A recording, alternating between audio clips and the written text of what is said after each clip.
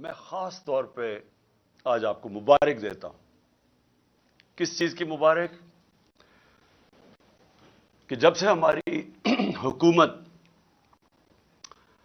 ہماری حکومت ہٹائی گئی ایک سازش کے تحت، میں اس دن سے ایک ہی بات بار بار کہتا رہا کہ پاکستان میں جب تک صاف اور شفاف الیکشن نہیں ہوں گے، ہمارا ملک ایک دلدل میں پھنستا جائے گا. اس سے پہلے بھی جب سازش ہو رہی تھی ہماری گورنمنٹ گرانے کی، تو اس وقت جو آرمی چیف تھے اس کو میں نے سمجھایا کہ جب بھی آپ نے سیاسی استحکام ختم کیا، ایک گورنمنٹ گرا کے جب پولیٹیکل انسٹیبلٹی، جیسی گورنمنٹ گرے گی پولیٹیکل اسٹیبلٹی آئے گی، میں تب کہا کہ آپ کوئی بھی، اور خاص طور پہ یہ لوگ جن کو میں 30 سال سے جانتا ہوں، معیشت کو نہیں سنبھال سکیں گے. اور شوکت ترین کو بھی بھیجا سمجھانے کی کوشش کی کہ کدھر پاکستان کھڑا ہے، دنیا کا کیا ماحول ہے. یوکرین کی جنگ شروع ہو چکی تھی، کموڈٹی سپر سائیکل، قیمتیں اوپر چلی گئی تھی دنیا میں. تو جو ہمارے لیے مشکلات تھیں، وہ مشکلات بڑھنی تھی جیسے ہی ایک حکومت کو ہٹاتے اور سیاسی استحکام ختم ہوتا. تو میں نے اپنی پوری کوشش کی، اپنی گورنمنٹ بھی میں نے ڈیزالو کر دی. لوگوں کو یہ یاد نہیں کہ اپریل کے پہلے ہفتے میں نے اپنی گورنمنٹ ڈیزالو کر دی تھی. میں نے کہا الیکشن کرواؤ. سپریم کورٹ میں چلے گئے، ہمیں شکست ہو گئی، ہم نے قبول کر لی. ہم ان کی طرح روتے نہیں ہیں. جب سپریم کورٹ کا فیصلہ ہوا ہم نے قبول کر لیا، ہماری گورنمنٹ چلی گئی. اس کے بعد میں بار بار یہ کہتا رہا کہ جب تک آپ اس ملک میں الیکشن نہیں کروائیں گے، سیاسی طور پہ ملک سٹیبل نہیں ہوگا. اور اگر سیاسی طور پہ سٹیبل نہیں ہوگا تو معاشی بھی استحکام نہیں آئے گا. اور جیسے جیسے ہماری معیشت نیچے جاتی رہی، میں بار بار طوطے کی طرح یہ کہتا رہا کہ یہ الیکشنز کرواؤ. لیکن مسئلہ یہ آ گیا کہ یہ جو پی ڈی ایم کی پارٹیز تھیں، یہ بھی اور جو ان کے پیچھے ہینڈلرز تھے، دونوں ڈر گئے الیکشنز کروانے سے. اور وہ الیکشنز اس لیے نہیں کروا رہے تھے کہ جیسے جیسے عوام کھڑی ہوتی گئی تحریک انصاف کے ساتھ، اس گورنمنٹ کے ساتھ، یعنی کبھی بھی پاکستان کی تاریخ میں ایک گورنمنٹ گرائی گئی ہو، کبھی عوام اس کے لیے نہیں نکلی.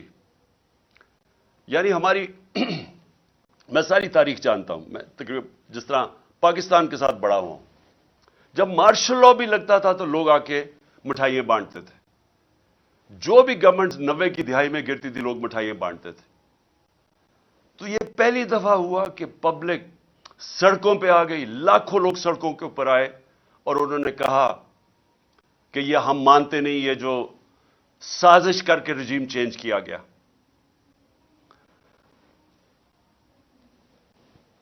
بدقسمتی سے بجائے میری بات سننے کے لیے، کیونکہ میں تو وہ کہہ رہا تھا جو پاکستان کی بہتری تھی، بجائے میری بات سننے کے ہمارے کارکنوں کے اوپر جو سختی کی گئی. میں جنرل مشرف کے مارشل لاء کے اندر اپوزیشن میں تھا. مجھے جنرل مشرف کے مارشل لاء میں جیل میں گیا.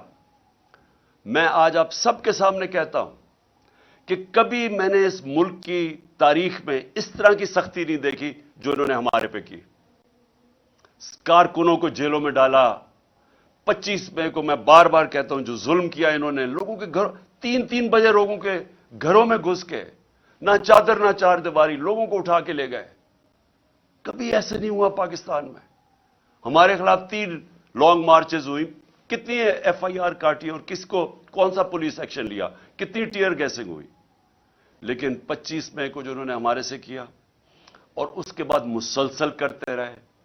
ایف آئی آرز کے اوپر ایف آئی آرز کاٹتے گئے میرے کارکنوں پہ، لوگوں کو جیلوں میں ڈالا، پھر وہ نکلے، پھر کچہریوں میں چکر لگائے، ہراساں کیا گیا.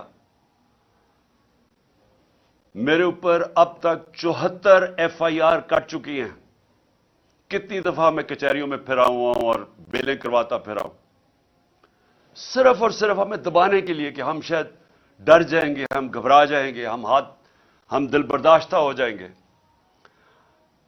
صحافیوں سے جو کیا گیا، کبھی پاکستان میں اس طرح، اور صحافیوں سے کن سے کیا گیا؟ وہ صحافی جن کی اس معاشرے کے اندر ایک پہچان تھی، کریڈیبلٹی تھی، محب وطن تھے، ان صحافیوں سے جو انہوں نے کیا. اور یہ قوم کبھی نہیں بھولے گی جو ارشد شریف سے کیا، کبھی نہ میں بھولوں گا یا قوم بھولے گی کہ ایک ایسا آدمی جس کی کوئی قیمت نہیں تھی ضمیر کی، محب وطن پاکستانی، اس سے جو کیا گیا یہ قوم ہمیشہ یاد رکھے گی. اس کے علاوہ اعظم سواتی، شہباز گل، ہمارے لوگوں کو جو انہوں نے پکڑ کے تشدد کیا، کسٹوڈیل ٹارچر کی گئی، اور ان سے جو ان کے سامنے جو ان کی ننگا کر کے تشدد کر کے ان کی ویڈیوز بنائی گئی. اعظم سواتی کی ویڈیو ہمارے MP کو دکھائی گئی جس کو کہہ رہے تھے کہ نون لیگ میں چلے جاؤ، عمران خان پہ کاٹا مار دیا ہے، اس کو اس کا تشدد کرتے ہوئے اعظم سواتی کی ویڈیو دکھائی گئی. پھر جو نیچے گرے ہیں یہ لوگ، جو گندی ویڈیوز، جو آڈیو لیکس، جو اعظم سواتی کے گھر ان کی بیوی کو اور بیٹی کو جو ویڈیو، گندی ویڈیو بھیجی گئی، کبھی اس ملک میں ایسا نہیں ہوا.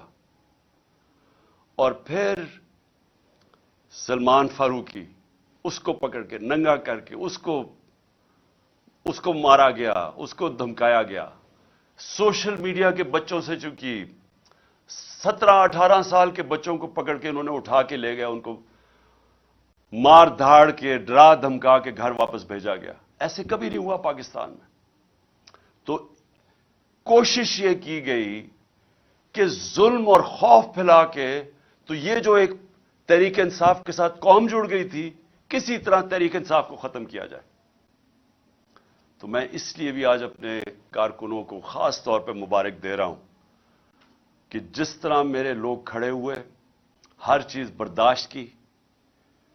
یہ جو ہم نے جیل بھرو تحریک شروع کی، وہ جب انہوں نے شروع میں لوگوں کو جیل میں جو ہمارے لوگوں نے گرفتاریاں دی، ہمارے لیڈرز نے دی، ان کو بھی میں خراج تحسین پیش کرتا ہوں. انہوں نے سب سے پہلے آگے، سب سے پہلے وہ ہوئے. تو تحریک بڑھتی جا رہی تھی. جس طرح تحریک بڑھ رہی تھی، گجرانوالہ، سرگودا، سائبال، اور زیادہ لوگوں نے گرفتاریاں دے رہی ہیں. پنڈی لوگ سامنے آ گئے. پشاور میں اتنی پبلک نکلائی، وہ پولیس گرفتاری نہ ان کو کرے. بڑھتی جا رہی تھی. اس سے کیا چیز ثابت ہوئی؟ کہ یہ جو 11 مہینے میں ظلم کیا اور پھر ہمارے جو لوگوں کو جیلوں میں ڈالا، یہ جو جیل بھرو تحریک میں، ان کے اوپر خاص ظلم کیا گیا، ان کو مجرموں کی طرح رکھا گیا. جو میں ابھی کہانیاں سن رہا ہوں اپنے لوگوں سے، اپنے لیڈر سے، اپنے کارکنوں سے، خاص طور پہ ان کو، یعنی جس طرح کوئی فیصلہ کر کے کہ جناب یہ ہمارے کوئی دشمن ہے، وہ کیا گیا ان سے. کوئی پولیٹیکل پرزنر سے یہ حرکتیں نہیں کرتی جو انہوں نے جیلوں میں کی. میرے اوپر قاتلانہ حملہ ہوا. میں 2 مہینے پہلے سے بتا رہا تھا کہ یہ کرنے والے ہیں. مجھے پتا تھا کون ہے، مجھے اب بھی پتا کون ہے. وہ لوگ جو طاقت میں بیٹھے ہوئے ہیں اس وقت، پرائم منسٹر، انٹیریئر منسٹر، ہماری ایجنسیز کا سب سے اس وقت جو خوفناک آدمی ہے، ظالم آدمی ہے، انہوں نے پلان کر کے مجھے قتل کرنے کی کوشش کی. لیکن ایک پلان انسان بناتا ہے، ایک اللہ بناتا ہے. اس کا میں شکر ادا کرتا ہوں کہ آج تحریک انصاف ادھر پہنچ گئی ہے. اور میں پھر سے کہتا ہوں کہ میں نے ساری پاکستان کی سیاست 70 سال جیسے مجھے ہوش آئی ہے تب سے دیکھ رہا ہوں. کبھی پاکستان کی تاریخ میں کسی جماعت کو اللہ نے وہ عزت دی جو آج تحریک انصاف کو دی ہے. 37 بائی الیکشن ہوئے، 37 بائی الیکشن. ساری جماعتیں ایک طرف، الیکشن کمیشن ان کی مدد کرنے آئی، انتظامیہ نے ان کی مدد کی، اور جو اپنے آپ کو نیوٹرلز کہتے تھے وہ ان کے ساتھ کھڑے ہوئے۔ اس کے باوجود 37 بائی الیکشنز میں سے 30 بائی الیکشن تحریک انصاف جیتی۔ یہ جو ابھی جامپور میں الیکشن ہوا، وہ علاقہ جدھر دیہاتی لوگ دیہاتوں میں رہتے ہیں، ان کو پورا ڈرایا گیا، پوری طرح ایجنسیز نے زور لگایا، پوری طرح انہوں نے، انتظامیہ نے خوف کی فضا بنائی، ڈرایا دھمکایا۔ تو جائے پوچھے ذرا جامپور میں ہوا کیا؟ ساری پارٹیز کے ووٹ ان سے اکیلی محسن لغاری تحریک انصاف کے کینڈیڈیٹ کی زیادہ ووٹس تھی، جو جنرل الیکشن میں ووٹ پڑی اس سے بھی زیادہ پڑ گئی۔ اس سے اور زیادہ خوف زدہ تھے، اور انہوں نے پوری کوشش کی کہ کسی طرح جو آئین کے اندر 90 دن کا الیکشن کا لکھا ہوا ہے کہ جیسے ہی پروونشل اسمبلیز ڈیزالو ہونی تھی تو 90 دن کے اندر الیکشن ہونا تھا۔ گورنرز ان کے، انہوں نے نہیں الیکشن کی ڈیٹ دی، الیکشن کمیشن اس نے نہیں ڈیٹ دی۔ آخر میں سپریم کورٹ نے پھر اس کے اوپر ایکشن لیا، اور آج ساری قوم سپریم کورٹ کا شکر گزار ہے کہ آپ نے اس ملک کے آئین کی حفاظت کی، اور آپ نے ملک کو الیکشن کی طرف لگایا جو ایک ہی طریقہ ہے۔ اگر پاکستان کو اس دلدل سے نکالنا ہے، ایک ہی طریقہ ہے الیکشنز، جو میں پھر سے 11 مہینے سے لگا ہوں کہنے ہیں کہ اس کے علاوہ جو بھی آپ کچھ کریں گے مزید دلدل میں پھنستا جائے گا ہمارا ملک۔ اور آج حالات کیا ہے؟ آج اگر پاکستان کے آپ حالات دیکھیں تو دشمن بھی ملک سے وہ نہ کرے جو ان ساری جماعتوں نے مل کے کیا۔ صرف ان کا مقصد تھا کہ ان کو جو کرپشن کے کیسز تھے ان کے اوپر وہ معاف کروانے تھے، آتے ساتھ ہی اپنے کرپشن کے کیسز معاف کروا لیے۔ 1100 ارب روپیہ، 1100 ارب روپے کے کرپشن کے کیسز معاف کروا لیے۔ میں پھر سے آپ کو بتاؤں کہ ہمارے 3.5 سال میں 480 ارب روپیہ نیب نے ریکور کیا تھا۔ پاکستان کی تاریخ میں سب سے زیادہ پیسہ نیب نے ہمارے دور میں ریکور کیا تھا، 480 ارب روپیہ۔ 1100 ارب روپیہ اور ریکور ہونا تھا۔ انہوں نے اسمبلی میں آئے اور صرف پہلے آتے ساتھ ہی کام کیا، اس کی نیب کے قانون چینج کیا، امینڈ کیا، نیب کو ختم کیا۔ صرف اب نیب کا کام رہ گیا کہ انتقامی کارروائی اپوزیشن پہ کرے، اور نیب اب کوئی وہ جو پیسہ، جو اتنا پیسہ اس ملک کا چوری ہو واپس آنا تھا، وہ انہوں نے ہضم کر لیا۔ لیکن انہوں نے جو ملک کے ساتھ کیا ہے، اور اسی لیے یہ سب الیکشن سے ڈر رہے ہیں۔ پاکستان کی تاریخ کی سب سے زیادہ مہنگائی، یاد رکھیں انہوں نے 2 دفعہ مہنگائی مارچ ہمارے خلاف کی تھی۔ آج پاکستان کی تاریخ کی سب سے زیادہ مہنگائی ہے۔ جو ہم چھوڑ کے گئے تھے پچھلی اپریل میں، اس کے مقابلے میں جو آج انہوں نے جو پاکستان سے کیا ہے، میں پھر سے کہتا ہوں یہ کوئی دشمن بھی نہیں کر سکتا تھا اس ملک کے ساتھ۔ سب سے زیادہ پہلے میں مہنگائی کے اوپر میں اس لیے یاد کرانا چاہتا ہوں کہ گھروں کے اندر ہماری مائیں بہنیں وہ سب دیکھ رہی ہیں کہ کیا ہو رہا ہے۔ ان کو پتا ہے کہ جو کھانے، بنیادی چیزوں کی میں بات کر رہا ہوں، میں تو اور گاڑیوں کی اور بڑی چیزوں کی بات نہیں کر رہا جو ایئر لائن ٹکٹ مہنگے ہوئے، میں تو بات کر رہا ہوں جو عام گھر کے اندر آج چیزیں استعمال ہوتی ہیں، اس میں جو مہنگائی آئی ہے یہ اس ملک کی تاریخ میں نہیں آئی۔ یہ ذرا موٹی موٹی چیز ہے کہ ایک عام گھر کے اندر اپنے اگر فیملی ہے، میرے بچے ہیں، تو میں کیا، مجھے انڈے چاہیے۔ 135 سے انڈوں کی قیمت گئی ہے 246۔ دودھ، اب دودھ استعمال ہوتا ہے۔ دودھ ایک ایسی چیز ہے جو کہ بچوں کے لیے استعمال کرنا چاہیے.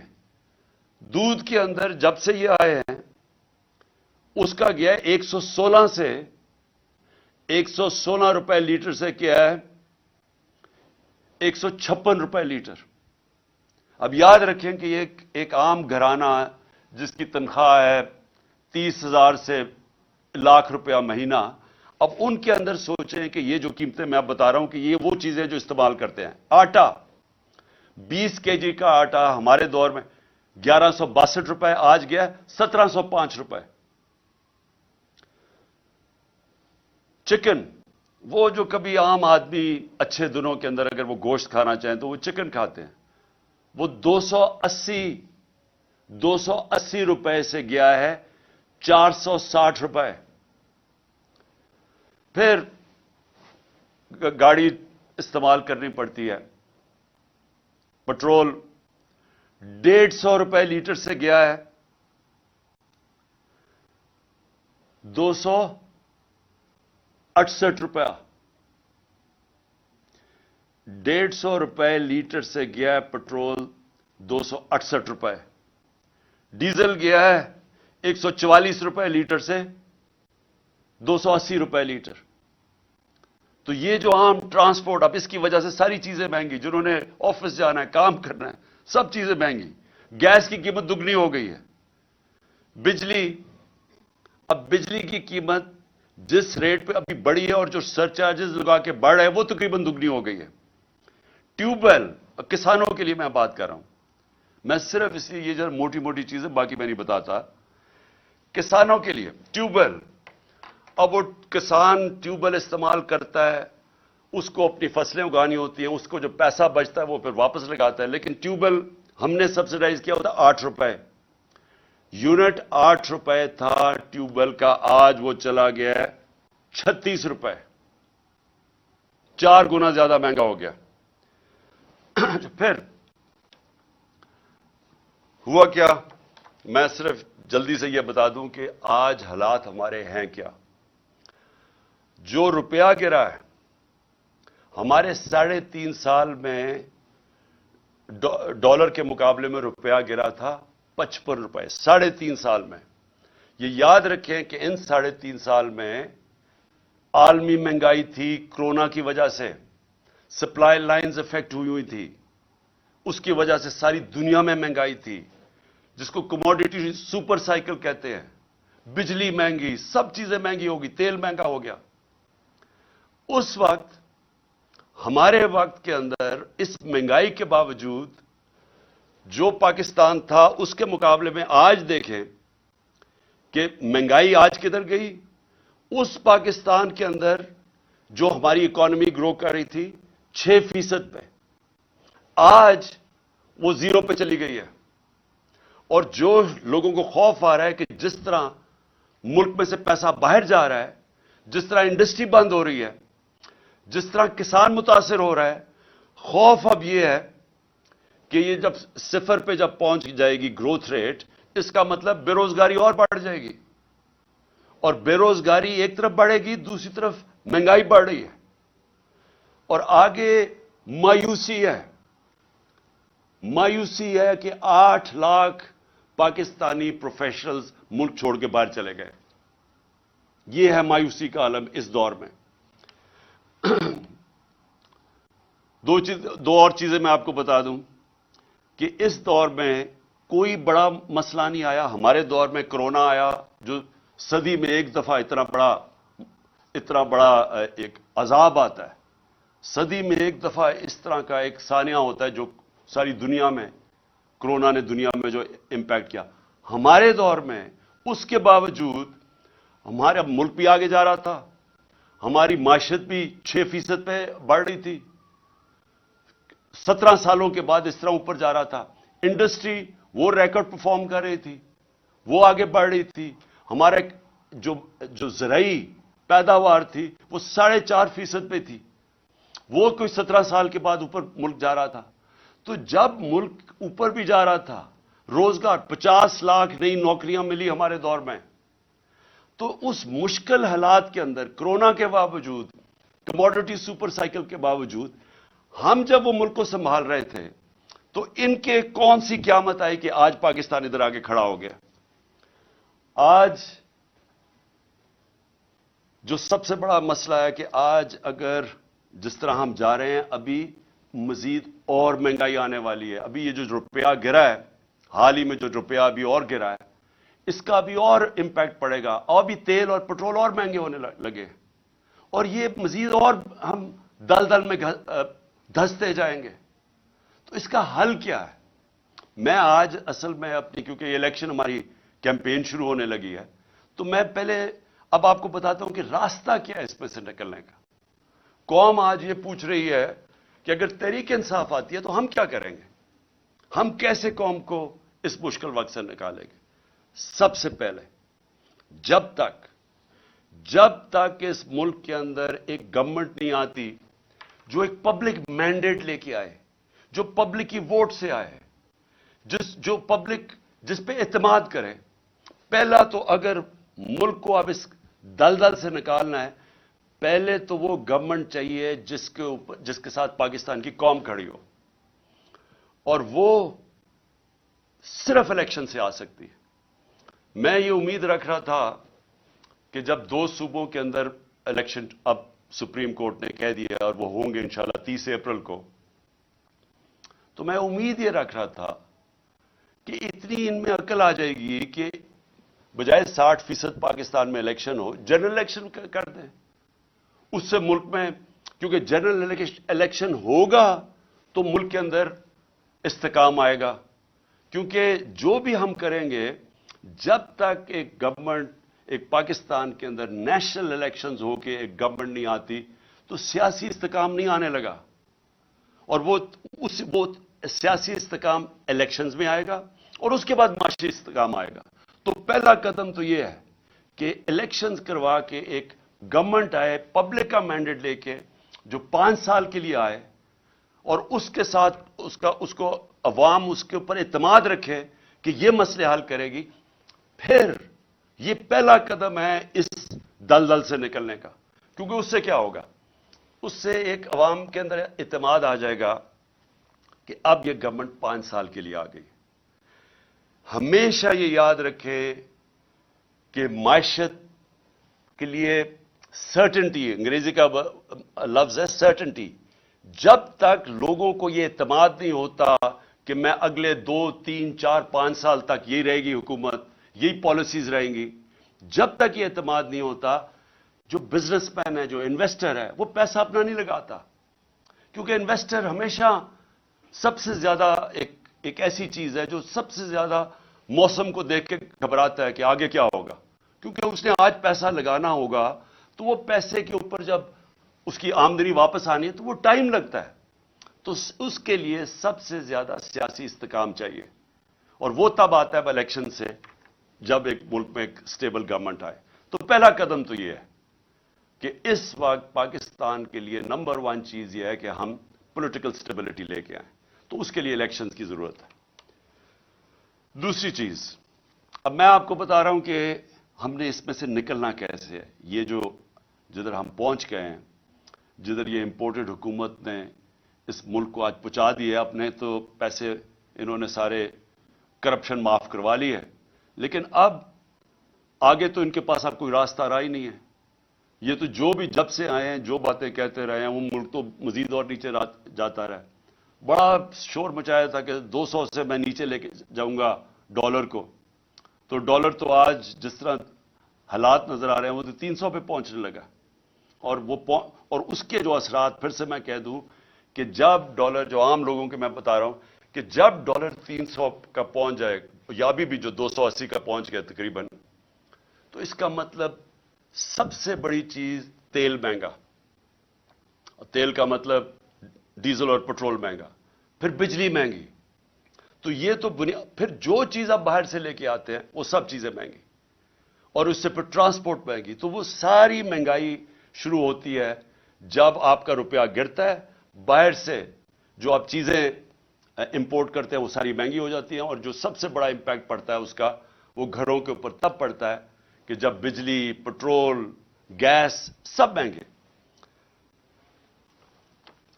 دوسری چیز، دیکھیں، اس کے لیے اگر ہم نے اب پاکستان کو جو حالات اب آ گئے ہیں اور جو سارے باہر کے جو ادارے ہیں جو جن کو موڈیز ہے یا یہ جو فچ ہے، یہ جو فیصلہ کرتے ہیں کہ ملک کی معیشت کی حالت کیا ہے، تو وہ جو فیصلہ کرتے ہیں کہ ملک میں کتنی سکت ہے، اس کی معیشت آگے بڑھ سکتی ہے یا یہ نیچے جا رہی ہے، تو وہ سارے اداروں نے آج پاکستان کو نیچے لے گئے ہیں کہ ڈیفالٹ کرنے لگا۔ ڈیفالٹ کا مطلب کہ جو ہم نے قرضے لیے ہوئے ہیں وہ اب واپس نہیں کر سکتے، ہمارے پاس آمدنی نہیں ہے وہ قرضے واپس کرنے، کیونکہ ہماری جو معیشت ہے وہ سکڑتی جا رہی ہے۔ گروتھ ریٹ کم ہونے کا مطلب معیشت کا سکڑنا۔ آپ مثلا مسئلہ اس وقت میں پھر آپ کو پہلے سمجھا دوں کہ مسئلہ کیا پاکستان کا۔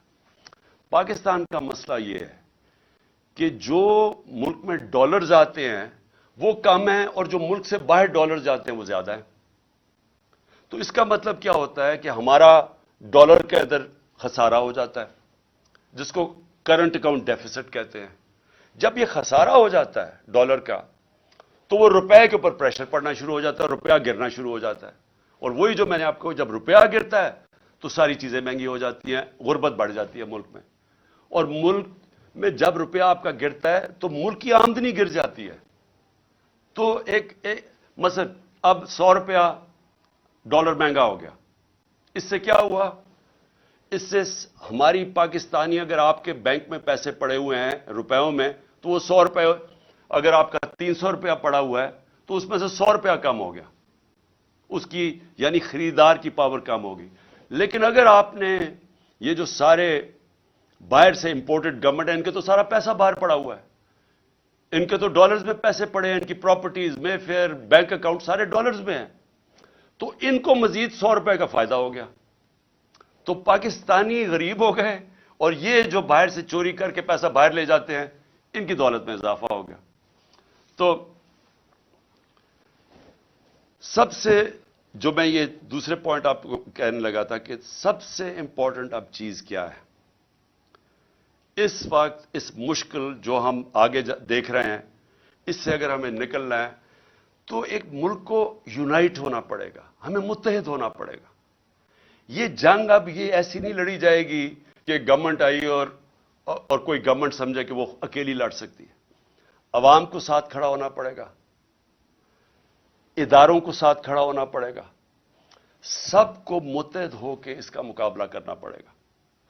اور جب بھی دنیا کے اندر کسی قوم کے اوپر مشکل وقت آتا ہے، آپ دنیا کی تاریخ دیکھ لیں، آپ اور تو اور مثال دوسری جنگ عظیم میں 2 ملک مکمل طور پہ تباہ ہو گئے، جرمنی اور جاپان، لیکن 10 سال میں پھر کھڑے ہو گئے، کیونکہ وہ قومیں تھیں، انہوں نے مل کے مقابلہ کیا، سب اکٹھے ہوئے، ادارے سب نے فیصلہ کیا کہ ہم نے پھر سے اپنے پیر پہ کھڑا ہونا ہے، اور کھڑے ہو گئے۔ جب قوم اکٹھی ہو جاتی ہے اس کے لیے کوئی چیز ناممکن نہیں ہوتی۔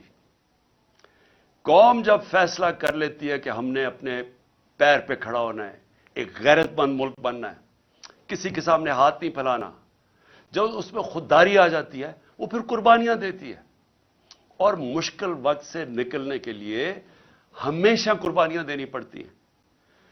اب میرا گھر ہے، قرضے چڑھ گئے، اب جب قرضے چڑھ گئے تو میں کیا کروں گا؟ میں اپنی آمدنی بڑھانے کی کوشش کروں گا، اور جب تک میری آمدنی بڑھتی میں اپنے خرچے کم کروں گا۔ اس کے علاوہ تو جب سے اللہ نے دنیا بنائی ہے اور کوئی دوسرا راستہ نہیں ہے۔ تو ہمارے سامنے بھی اب پاکستان کے سامنے یہ راستہ ہے، ہم نے اپنے خرچے کم کرنے ہیں، ہم نے ہر وہ ادارہ جو کہ پاکستان کے اوپر بوجھ بنا ہوا ہے، ہر وہ گورنمنٹ کارپوریشن جو بوجھ بنی، اب ہم نے سوچنا ہے کہ ہم کیسے ان کو ٹھیک کرنا ہے۔ اور اس کے لیے ہمیں وہ جو پاکستان نے اپنی تاریخ میں نہیں اٹھائے، ہم شارٹ کٹس لے لیتے ہیں، ہم ایڈ لے لیتے ہیں، ہم قرضے لے لیتے ہیں، اس سے کیا ہوتا ہے؟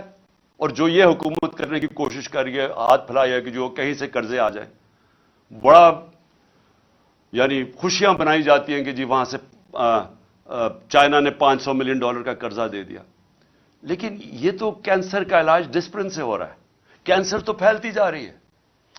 کینسر کا جب تک کینسر کاٹ کے نکالی نہیں جائے گی، اب یہ ملک کا علاج ہو نہیں سکتا قرضوں سے. تو اس سے کیا کرنا ہے؟ پہلے تو ہم نے اپنے خرچے کم کرنے ہیں. کئی ہماری گورنمنٹ کارپوریشن نقصان کر رہی ہیں، ان کو بالکل ریسٹرکچر کرنا ہے.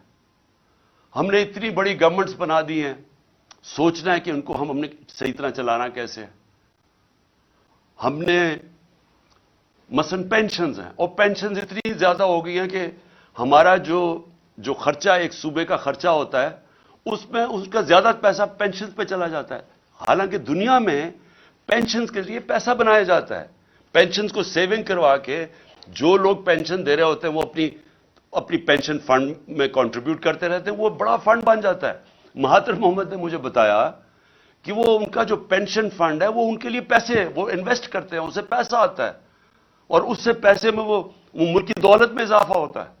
ہمارے لیے وہ بوجھ بنا ہوا ہے. تو میں صرف مثال دے رہا ہوں کہ ہمیں اب وہ قدم اٹھانے پڑیں گے جو اب تک ہم پاکستان میں نہیں کرتے رہے. ریولوشنری چینجز کرنے پڑیں گے، اور اس میں سب کو اکٹھا ہونا پڑے گا. ہم سارے جو ادارے ہیں سب کو فیصلہ کرنا پڑے گا کہ اب یہ راستہ ہے ہمارا، اور ہم سب نے اس راستے پہ جانا ہے. آمدنی کیسے بڑھے گی؟ ایکسپورٹس بڑھانی پڑیں گے. یعنی اس ملک میں اب ڈالر لانے پڑیں گے. وہ کون کون سے طریقے ڈالرز لانے کے لیے؟ ایکسپورٹس. آج تک کسی نے توجہ ہی نہیں دی ایکسپورٹس کے اوپر. جو ساری دنیا میں ملک آگے بڑھے ہیں، چائنا آگے بڑھا ہے، ایسٹ ایشین ٹائیگرز آگے بڑھے ہیں، اس ساروں نے اپنی ایکسپورٹس کے اوپر زور دیا ہے. ہم نے کبھی توجہ ہی نہیں دی کسی نے. ہم جب آئے تھے تو پچھلے 5 سال ہمارے پہلے export to G D P ratio وہ نیچے چلی گئی تھی، بجائے پازیٹو ہونے کے نیچے آ گیا تھا، کیونکہ کسی کی توجہ ہی نہیں ہے ایکسپورٹس کے اوپر. تو سب سے پہلے تو دولت میں اضافہ کرنے کے لیے، اپنے ملک کی دولت اضافہ کرنے کے لیے سب کو سمجھانا پڑے گا کہ ہر چیز جو پاکستان ایکسپورٹ کر سکتا ہے، ہمارے ساری گورنمنٹ کے اداروں نے پورا مل کے ان کی مدد کرنی ہے کہ وہ ایکسپورٹ زیادہ کریں. ابھی آپ ایکسپورٹر سے، جب میں پرائم منسٹر تھا تو ان سے پوچھتا تھا تو وہ آتے ساتھ ہی بتاتے تھے کہ کتنی رکاوٹیں ہیں ان کے راستے میں، کہ ہماری گورنمنٹ کی کتنی رکاوٹیں ہیں ان کے راستے میں ایکسپورٹ کرنے کے لیے. تو پہلے تو یہ سمجھ لینا کہ جب تک ہم ایکسپورٹس کے اوپر ساری قوم مل کے انکریج نہیں کرے گی، ایکسپورٹرز کو پرائزز نہیں دیں گے، ان کو ہم ریکگنائز نہیں کریں گے، ان کو وی آئی پیز نہیں بنائیں گے، تب تک یہ ملک اب اس دلدل سے نہیں نکل سکتا. اس کے علاوہ، ایکسپورٹس کے علاوہ اور کون سی چیزیں ہیں جو ڈالر لا سکتی ہیں؟ پہلے تو سوچیں اور کون سی چیز ڈالرز ہمارا خرچہ بچا سکتی ہے. ہم مثلا پام آئل امپورٹ کرتے ہیں، ہم نے کیوں نہیں سوچا کہ اور کیا طریقے ہیں کہ ہم پام آئل کی اپنی امپورٹ کم کر سکیں. ہم نے پختونخوا کے اندر 2013 کے بعد ایک پورا زیتون کی پوری پلانٹیشن کرنی شروع کی، اور آج وہ انقلاب آ چکا ہے زیتون کا. اور زیتون کے اتنے ہم نے اب وہ لگا دیے ہیں، جنگل بنا دیے ہیں کہ انشاءاللہ تھوڑی دیر کے بعد ہم زیتون ایکسپورٹ کر سکیں گے. لیکن یہ ہمیں سب پہلے چیزیں سوچنی چاہیے تھی، کیونکہ جب بھی پاکستان کا اب آگے دیکھیں گے تو سارا وقت ہمیں سوچنا ہے کہ ڈالرز اس ملک میں کیسے آئیں گے. کون سی ایسی مثلا ٹورزم ہے. سوئٹزرلینڈ صرف ٹورزم سے 60 سے 80 ارب ڈالر کماتا ہے ٹورزم سے. ہمارا جو پہاڑی علاقہ ہے، یہ جس کو ہم ناردرن ایریاز کہتے ہیں، وہ دگنا ہے سوئٹزرلینڈ سے، اس سے زیادہ خوبصورت ہے. لیکن ہم تو کوئی پیسہ نہیں کماتے اس سے، کیونکہ ہم نے کسی نے سوچا ہی نہیں ہے. ہمارے جو اس ملک میں صاحب اقتدار، ہماری ایلیٹ، وہ ساری گرمیاں تو گزارتی ہے جا کے انگلینڈ میں اور یورپ میں چلی جاتی ہے. کسی کو پتہ ہی نہیں ہے کہ ہم کس طرح کی، اللہ نے ہمیں کس طرح کی نعمتیں دی ہوئی ہیں جو ہمارے ہیں. تو ہم نے کبھی سوچا ہی نہیں ہے اس کا. تو ایکسپورٹس بڑھانا، ٹورزم، پھر جس طرح میں نے کہا پام آئل، زیتون، ہر چیز وہ جو ہم باہر سے امپورٹ کرتے ہیں پاکستان میں ہر کچھ ہم اگوا سکتے ہیں. ہم نے کبھی اس کے اوپر نہیں سوچا. ہمارا سارا تقریباً کتنے 100 کلومیٹر کا ہمارا سمندر ہے، ادھر ہم سارا پام آئل اگا سکتے ہیں، کبھی کسی نے سوچا نہیں. پھر ہم کیسے جو اصل اب چیلنج ہے میں آپ کو سنوں، کہ انویسٹمنٹ لے کے آنی ہے پاکستان میں. ہم کیسے انویسٹمنٹ لا سکتے ہیں؟ میں آپ کو ہندوستان 6.5 گنا بڑا پاکستان سے ہے. پچھلے سال پاکستان میں جو انویسٹمنٹ آئی ہے 2022 میں $2 ارب. ہندوستان میں کتنی انویسٹمنٹ آئی ہے؟ $75 ارب.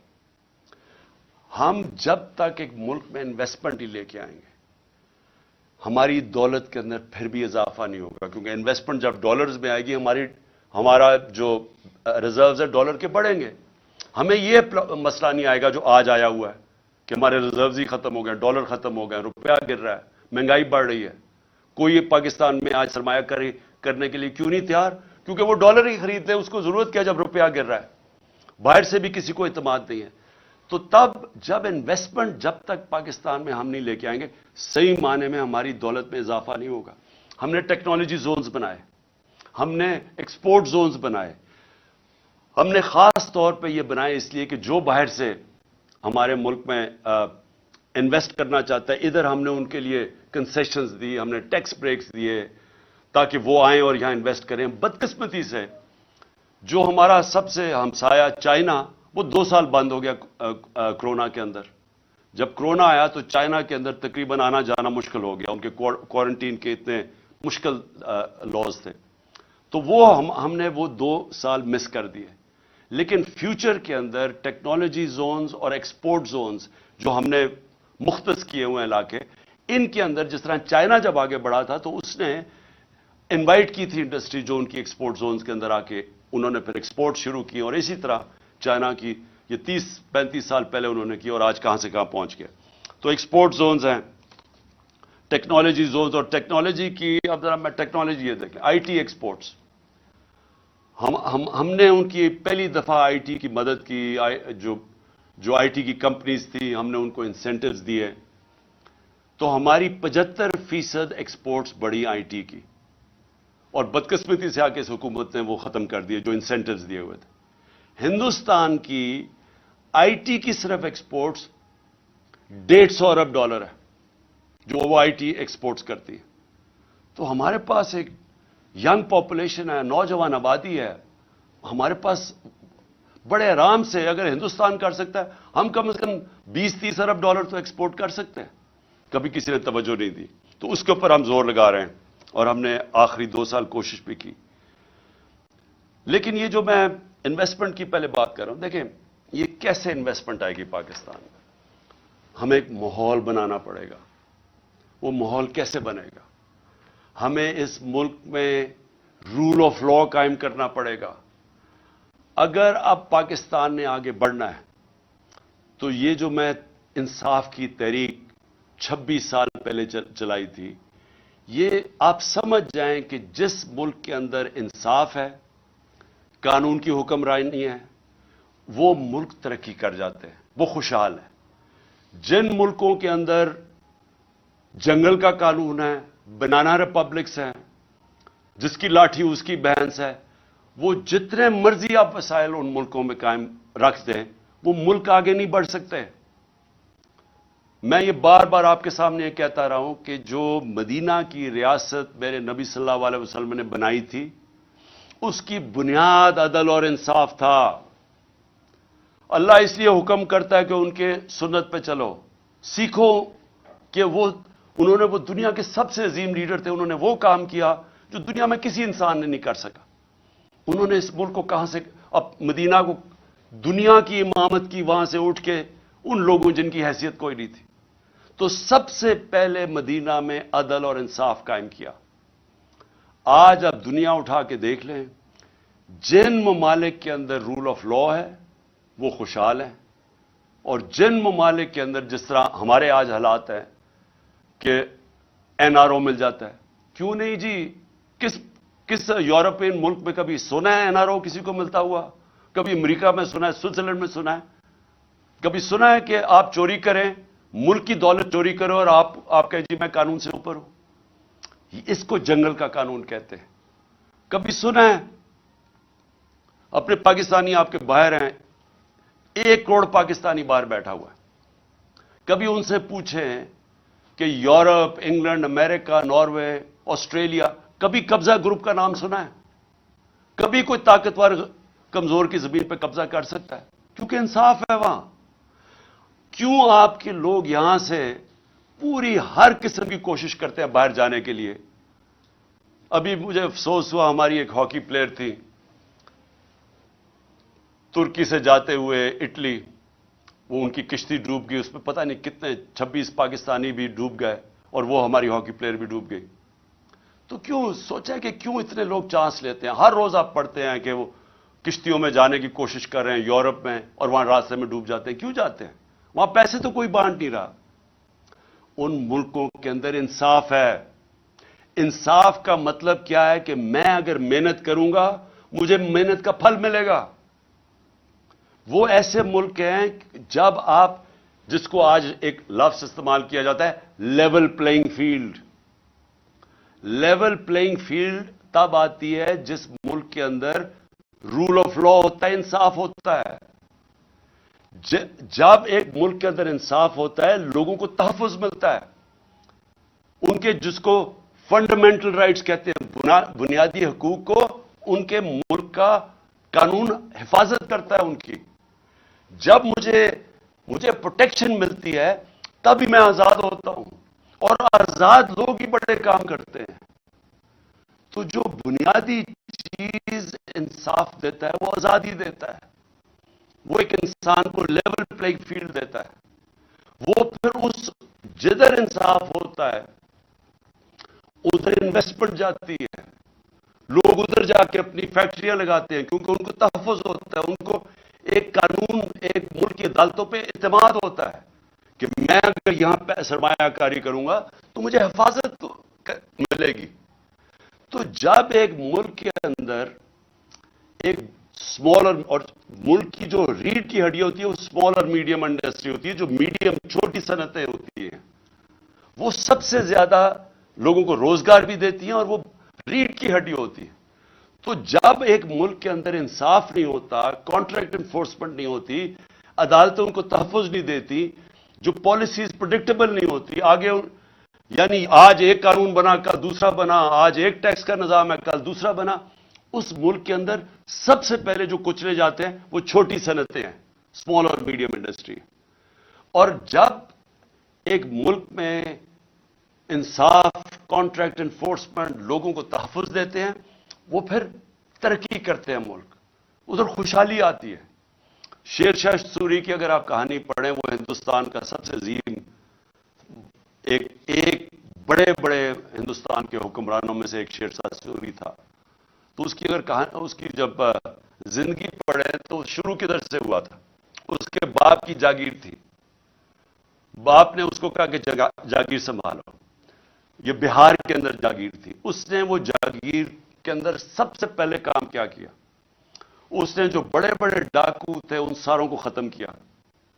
اس نے اپنے جاگیر کے اندر قانون کی حکمرانی قائم کر کے لوگوں کو تحفظ دیا.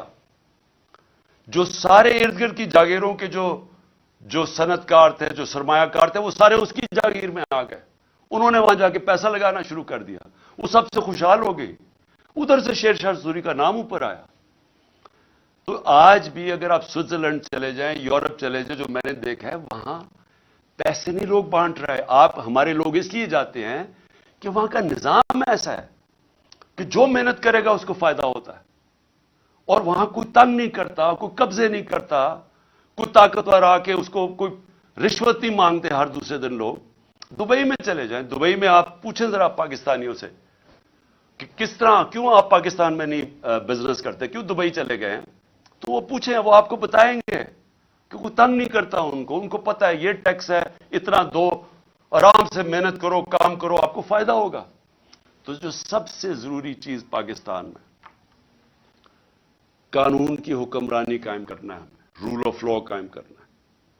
یہ مجھے بڑے لوگوں نے میرے سے پوچھا کہ جی یہ آپ کیسے قائم کریں گے؟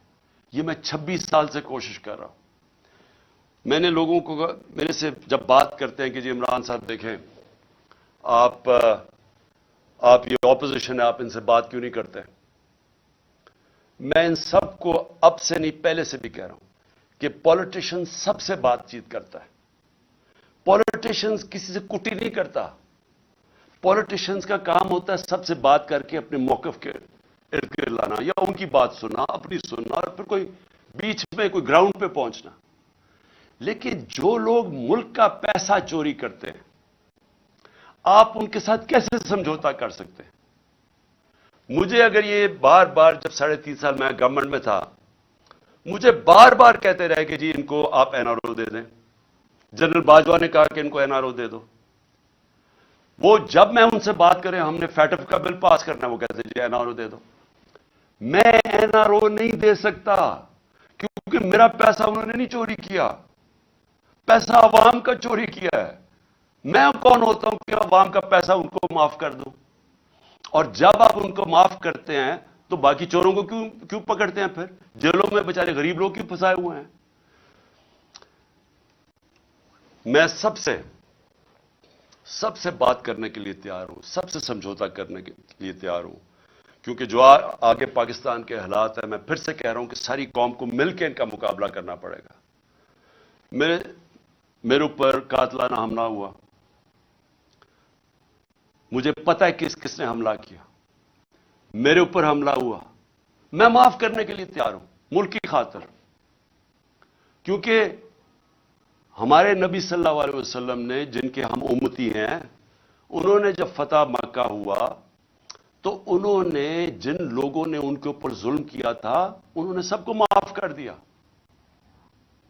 نیلسن منڈیلا نے اسی سنت پہ چلتے ہوئے, کیونکہ وہ تو رحمت العالمین ہے نا, وہ تو سب انسانوں کے لیے ایک رحمت بن کے آئے تھے. تو نیلسن منڈیلا نے جب 27 سال جیل میں گزارے, جب وہ باہر نکلا تو اس نے سب کو معاف کر دیا جنہوں نے اس کے اوپر ظلم کیا تھا. اور اس نے یہ کہا کہ ٹروتھ اینڈ ریکنسیلیشن, بس یہ سچ بول دو کہ آپ نے یہ ظلم کیا ہے تو ہم آپ کو معاف کر دیتے. ساؤتھ افریقہ کو بچا گیا, وہاں خون خرابہ ہونا تھا. آج بھی پاکستان جدھر کھڑا ہے اس وقت ملک کو اکٹھا ہونا ہے. تو میرے لیے, میں اپنی اگر ذات کے لیے پالیٹکس کر رہا ہوتا تو میں بھی کہاں جی اس کو میں نہیں چھوڑوں گا تو اس سے میں بدلہ لوں گا تو فلانے سے لوں گا. یہ میری ذات کی بات نہیں ہے, یہ ملک کی بات ہے. اور ملک آج ادھر کھڑا ہے. پاکستان کی تاریخ میں اتنا برا وقت پاکستانیوں پہ نہیں آیا. اس وقت جو اندازہ یو این ڈی پی اندازہ لگا رہی ہے کہ 1 کروڑ لوگ غربت کی لکیر سے نیچے چلے جائیں گے. ایک اندازے کے مطابق 50 لاکھ لوگ وہ بھوکے رہ جائیں گے. جو آج کل حالات ہے, تو ہم سب کی ذمہ داری ہے کہ اپنے ملک کے لوگوں کی جو اس وقت مشکل حالات میں ہیں, جو مہنگائی میں وہ حالات ہیں جو کبھی پاکستان میں نہیں تھے, ہمیں ان کو سامنے رکھنا ہے, اپنی ذات کے اوپر نہیں آنا. ان کے لیے ہمیں ملک کو اکٹھا کرنا ہے. ہم نے آگے اس ملک کو پیر پہ کھڑا کرنا ہے تو شروع ادھر سے ہوگا جدھر ایک سارے ادارے مل کے اب فیصلہ کریں. عدلیہ, ہماری عدلیہ کا بہت بڑا رول ہے. جوڈیشل ریفارمز چاہیے. ہم اپنی عدلیہ کے اندر ریفارمز کریں تاکہ انویسٹر آئے. سب سے زیادہ پاکستان کا اثاثہ میرے پاکستانیوں یاد رکھیں اوورسیز پاکستانی ہیں. یہ جو آپ کے تقریباً 1 کروڑ پاکستانی باہر بیٹھا ہوا ہے, ان کا پیسہ ڈالروں میں کمایا جا رہا ہے. یہ اتنا بڑا اثاثہ ہے کہ ہم تھوڑی عقل استعمال کر لیں, ملک میں ماحول ٹھیک کر دیں, جس کو کہتے ہیں انویسٹمنٹ انوائرمنٹ ٹھیک کر دیں, ایز آف ڈوئنگ بزنس کر دیں. ہم ان کے لیے رکاوٹیں کم کر دیں. ہم اپنی بیوروکریسی کو, سول سروس کو, اپنی عدلیہ کو, اپنی فورن مشنز جو بیٹھی ہوئی ہیں, ہماری جو فورن ایمبیسیز ہیں, سب کو لگا دیں کہ ہم نے ان کو سہولتیں دینی ہیں پاکستان میں, تاکہ یہ اب پاکستان میں سرمایہ کاری کریں. آپ کو اندازہ نہیں کہ اس ملک میں کتنا پیسہ آ سکتا ہے. جو ہم تھوڑے تھوڑے ڈالرز کے لیے ذلیل ہو رہے ہیں دنیا میں, ایک دفعہ بیرون ملک پاکستانیوں کے لیے ہم ماحول بنا دیں, اس ملک میں اتنا پیسہ آ سکتا ہے، ڈالرز آ سکتے ہیں کہ ہمیں کبھی آئی ایم ایف کے پاس جانا نہ پڑے. آپ کو میں ابھی بلومبرگ ایک وہ میگزین ہے بلومبرگ، اس میگزین کے اندر، کیونکہ دنیا کے اندر دنیا کے جو ملک ہیں ان کی معیشت کے اوپر وہ کامنٹ کرتی ہے. دبئی میں ذرا یہ غور سے سنیں، دبئی میں 20,000 پاکستانیوں نے پراپرٹیز خریدی ہیں، 10.4 ارب ڈالر کی. ہم آئی ایم ایف کے پیچھے، ہمارا پروگرام تھا 6 ارب ڈالر کا، ہم نے 3 ارب ڈالر لیے تھے اپنے دور میں. ہم اس کے لیے اپنی آزادی بھی کھو بیٹھتے ہیں، اپنی عزت بھی کھو بیٹھتے ہیں. صرف 20,000، یاد رکھیں 1 کروڑ پاکستانی باہر ہے، 20,000 پاکستانیوں نے دبئی میں 10.4 ارب ڈالر کی پراپرٹی خریدی ہے. تو وہ پہلے تو پوچھے وہ دبئی میں کیوں خرید رہے ہیں؟ اور وہ تو یہاں سے پیسہ باہر جا رہا ہے نا. ہمیں پتہ ہے کہ یہاں بڑے بڑے جو بدقسمتی سے یا طاقتور لوگ جو یہ پیسہ چوری کرتے ہیں وہ سارا باہر بھیج دیتے ہیں. یہ جو سارے مے فیئر کے فلیٹ اور یہ سارا یہاں کا چوری کیا ہوا پیسہ گیا ہوا ہے. تو میں تو صرف دبئی کی بات کر رہا ہوں، میں تو یورپ کی نہیں بات کر رہا، میں امریکہ کی نہیں بات کر رہا، میں انگلینڈ کی بات نہیں کر رہا، لندن میں کتنی پراپرٹیز ہے پاکستانیوں کی اس کی بات نہیں کر رہا، میں تو صرف دبئی کی بات کر رہا ہوں. سوچیں پاکستانیوں کا یہ تو ملک سے باہر پیسہ جا رہا ہے. یہ سوچ لیں کہ ان 1 کروڑ پاکستانیوں میں سے اگر 5 لاکھ پاکستانی فیصلہ کریں پاکستان میں سرمایہ کاری کرنے کا، میں آپ کو یقین دلاتا ہوں کہ پاکستان کے ڈالر کا مسئلہ حل ہو جائے گا. لیکن اس کے لیے رول آف لا، قانون کی حکمرانی، وہ ماحول بنانا پڑے گا جس میں ان کے لیے آسانیاں ہم پیدا کریں تاکہ وہ پیسہ اپنا لے کے آئیں. اور یہ دنیا میں جب ویتنام، یہ جو ملک آگے بڑھے ہیں، ان ساروں نے ماحول پیدا کیا جدھر سے باہر سے انویسٹمنٹ آئی. لیکن ان کے پاس، ان کے لوگوں نے نہیں کی، انہوں نے تو چائنیز انویسٹمنٹ لے کے آئے ویتنام میں. ہمارے پاس تو یہ ہمارا اثاثہ بیٹھا ہوا ہے، ہم نے صرف ماحول ٹھیک کرنا ہے، ہم نے ان کے لیے آسانیاں پیدا کرنی ہیں. ہم نے اس ملک کے اندر انصاف قائم کرنا ہے، اور انصاف کا مطلب قانون کے سامنے سب ایک برابر. جب تک یہ نہیں ہوگا یہ ملک آگے نہیں بڑھ سکتا. میں آپ کو بار بار نبی صلی اللہ علیہ وسلم کی جو حدیث ہے کہ تمہارے سے پہلے بڑی قومیں تباہ ہوئی، جب طاقتور چوری کرے اسے نہ پکڑو اور کمزور کو جیلوں میں ڈالو، وہ قوم تباہ ہو جاتی ہے. یہ ہماری تباہی کا سب سے بڑا مسئلہ آج یہ ہے کہ طاقتور چوری کر کے کہتا ہے این آر او دے دو، نہیں تو ہم تمہاری گورنمنٹ نہیں چلنے دیں گے، اور ہم صرف چھوٹے چوروں کو جیل میں ڈالتے ہیں، ملک تباہ ہو جاتا ہے. تو جو ان ساری چیزوں کو ایک اگر پوائنٹ سب سے زیادہ وہ ہے قانون کی حکمرانی، رول آف لا. تو آخر میں اور اس میں اور میں بتا دوں، ہم ٹیکس ریفارمز کر رہے تھے، ہم ایف بی آر کو ٹھیک کر رہے تھے، ٹیکنالوجی لے کے آ رہے تھے، ہم نے ٹریک اینڈ ٹریس سسٹم بنا دیا تھا، ہم نے آرٹیفیشل انٹیلیجنس کے ذریعے ہم نے 35 ملین ٹیکس پیئرز کو آئیڈینٹیفائی کیا رہا تھا جو مزید جو ٹیکس نہیں دے رہے تھے لیکن ان کے پاس وسائل تھے. تو ہم نے آرٹیفیشل انٹیلیجنس کے ذریعے ان کو آئیڈینٹیفائی کیا. تو آہستہ آہستہ ہمارے پاس تو ابھی صرف 20-25 لاکھ ٹیکس پیئر والے لوگ ہیں. 22 کروڑ میں صرف 25 لاکھ لوگ ٹیکس دیتے ہیں. تو ہم نے یہ جو تقریباً 3.5 کروڑ لوگوں کو آئیڈینٹیفائی کیا تھا، اگر ہم ان کو ٹیکس میں لے آئیں تو ہماری آمدنی میں اور اضافہ ہو جائے گا، ہماری انویسٹمنٹ آ جائے، ڈالرز آ جائیں گے، ہماری ایکسپورٹس آہستہ آہستہ جو ہم بڑھا رہے تھے اور ان کو انسینٹیوائز کریں اس میں ڈالرز میں اضافہ ہو جائے گا. تو آخر میں اور پھر مدنیات، ہم نے کبھی اس کے اوپر زور ہی نہیں دیا. ایک تو بڑا غلط کیا کہ سارے صوبوں کے اندر منرلز کی جو ڈپارٹمنٹ ہے وہ ادھر ڈال دی. ان کے پاس کیپیسٹی نہیں ہے.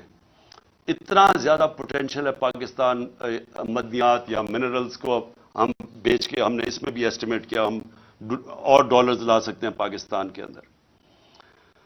تو آخر میں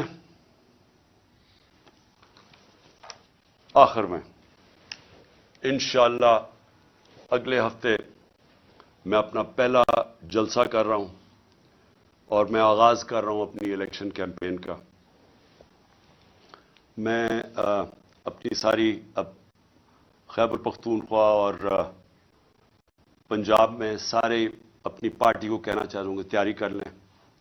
میں انشاءاللہ اگلے ہفتے 10 دن زیادہ سے زیادہ 2 ہفتے تک ٹکٹ سارے بانٹ دوں گا. میں اب خود ٹکٹس کا میں آپ کو یہ بتا دوں کہ اس باری میں خود ٹکٹس دے رہا ہوں. ٹکٹس میں اس لیے خود دے رہا ہوں کہ مجھے آخری دفعہ پتہ چلا پچھلی باری کہ ہمارے ٹکٹس کے بکے ہیں ہمارے غلط کینڈیڈیٹس کو پیسے لے کے بنایا گیا. تو اس لیے میں اب کسی پہ نہیں چھوڑ رہا, سارے میں خود تفتیش کر رہا ہوں. میں خود بیٹھ کے ٹکٹس دوں گا, خود میں انٹرویو کر رہا ہوں لوگوں کو اور آہستہ آہستہ بلاؤں گا لوگوں کو انٹرویوز کے لیے. لیکن اگلے ہفتے 2 ہفتے تک انشاءاللہ میں ٹکٹس تقریباً سارے دے چکا ہوں گا. جن لوگوں کو ٹکٹس نہیں ملیں گے, میں آپ کو یہ کہنا چاہتا ہوں کہ اس کے بعد پنجاب میں ہم نے سیدھا بلدیاتی الیکشن کروا دینا, تو انشاءاللہ ہم ان کو وہاں اکوموڈیٹ کر لیں گے. اور دوسری چیز کہ اس باری میں پارٹی ڈسپلن کے اوپر سختی سے کہنا چاہتا ہوں کہ اب تک تو جو ہمارے تحریک انصاف اگر ایک کو ٹکٹ نہیں ملتا تو وہ انڈیپینڈنٹ کھڑا ہو جاتا ہے. اس باری ہم نے یہ نہیں کرنا, کیونکہ یہ پاکستان کی تاریخ کا سب سے اہم الیکشن ہے. اس کے لیے اگر جو پارٹی ڈسپلن توڑے گا فوری طور پہ ہم اس کو پارٹی سے نکال دیں گے.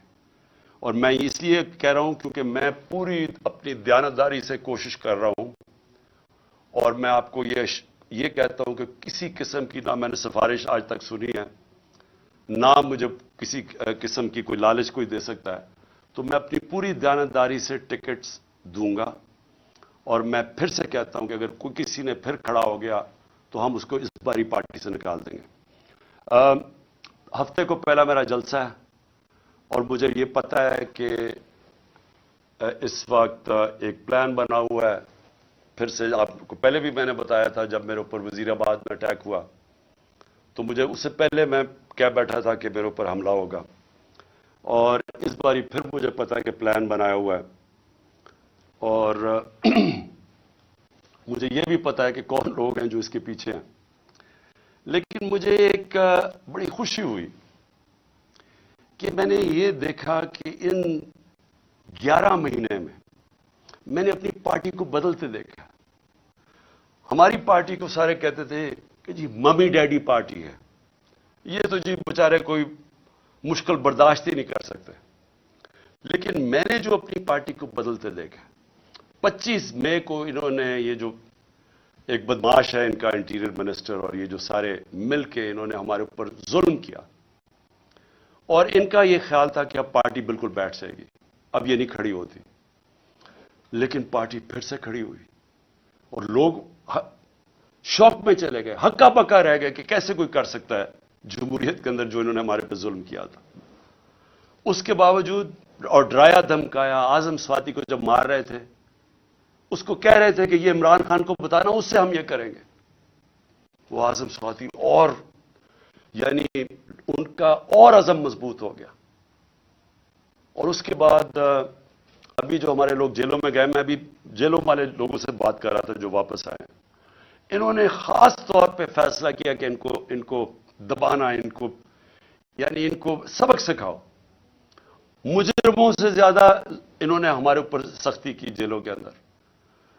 اس کے جو میں نے اب ان لوگ اپنے کارکنوں کو دیکھا جو نکلے ہیں, وہ اور زیادہ پرعزم ہے.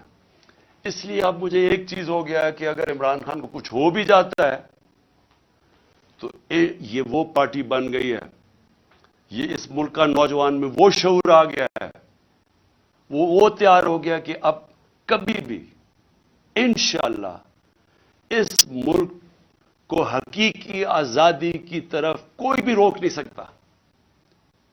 یہ وہ قوم, میں ایک دن اللہ سے دعا کرتا تھا کہ کیونکہ میں باہر کے ملک دیکھتا تھا سارے, اور میں دیکھتا تھا ان کو کہ وہ آزاد لوگ تھے, وہ لوگ آزاد تھے, اور آزاد لوگوں کی پرواز اوپر ہوتی ہے. اور میں ہمیشہ دیکھتا تھا کہ ہم ایک دبے ہوئی قوم ہیں, ہم ایک ہی پولیس کا دبکہ آ جائے کہ یہ جیل میں ڈال دیں گے تو اسے دیکھ کے ڈر جاتے تھے, کیونکہ ہم کبھی حقیقی معنی میں آزاد نہیں ہوئے. اب میں ایک آزاد قوم کو ابھرتے دیکھ رہا ہوں.